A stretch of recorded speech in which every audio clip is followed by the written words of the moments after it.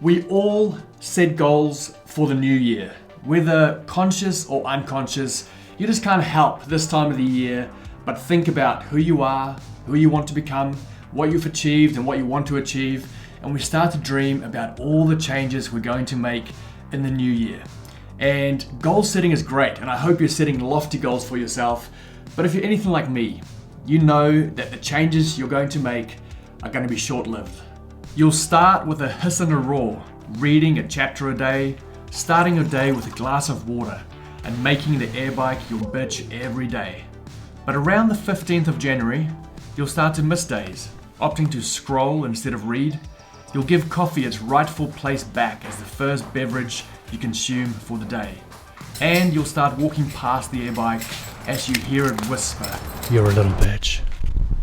All jokes aside though, building new habits, it's freaking hard, and that is why my first book for the year I'm reading is Atomic Habits by James Clear. And I read something this past week in chapter 2 that has really shifted the way I think about goal setting and behavior change, and I wanted to share it with you. So when it comes to behavior change, there are 3 layers. Let's have a look at them. The first layer is the outcome layer. So this is the end result. I want to get a 6-pack of abs. I want to read a book. I want to run a marathon. It's the final result. And this is normally where we start when we set goals. The next layer is the process layer. And this is basically you starting a new workout routine, or perhaps thinking about setting up a new morning routine. And this is where we start when we think about setting up new habits. It's the process. And then finally, the last layer is the identity layer. Identity. And this is, what do I believe about myself? Who am I? What is my worldview? So where the process layer speaks to what I do, the identity layer talks about who I am. So most of us, including myself, we start with that outside layer, the outcome layer.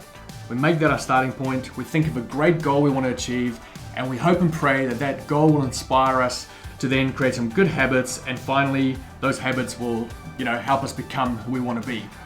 The alternative approach, and the approach I'm going to take this year, is to flip the direction of that around. So instead of starting with the goal or the outcome, I'm going to start with my identity. Who do I want to be? Who do I want to become?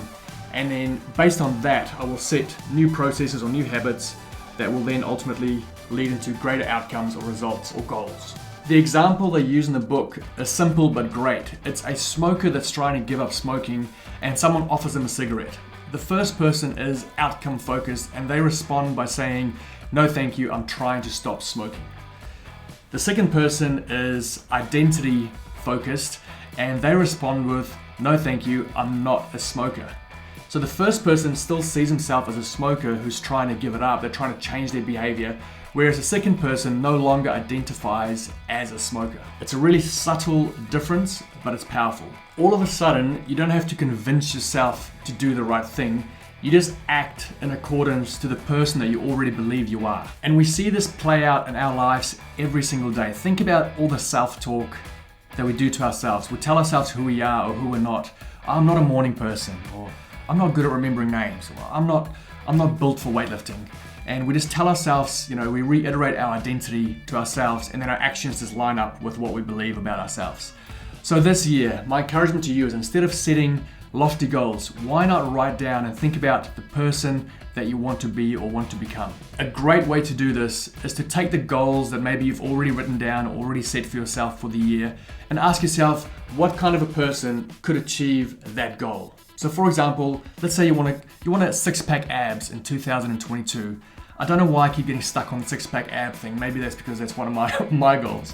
But what kind of person could achieve that? Well, it needs to be someone that is consistent, right? Someone that's going to turn up every day and put in the work. It's going to need to be someone that is hardworking. So all of a sudden you start to think about, what kind of person do I have to become to achieve this goal? And that's it. The most effective way to change your habits in 2022 is to not focus on the outcomes or the goals, but instead to focus on who you want to become. Identity-based habits, not outcome-based habits. I know it sounds super simple. It's just a mindset shift, isn't it? A perspective shift, but it's so powerful. And I encourage you, if you haven't yet read this book, Atomic Habits, I've just started it. I'm only up to chapter 2 and I'm already getting lots of value from it. So we as a tribe are actually reading a book a month together, and this is the January book. So join us if you want to. One of my identity-based goals for the year is I want to be a YouTuber. I want to become a YouTuber. I am a YouTuber. And so I've got to, look at the processes and the habits that I've got to put in place to achieve that. But one thing that will help is if you subscribe. So if you're not yet and you enjoy that content, go ahead, join the tribe, the Sexy Beast tribe. That's what I call you guys, Sexy Beasts, because you are. And that's it for today. Have a great new year. Go and set those identity-based goals. Let me know what they are. Who do you want to become this year? Drop it down in the comments, and I'll see you guys real soon. Mwah.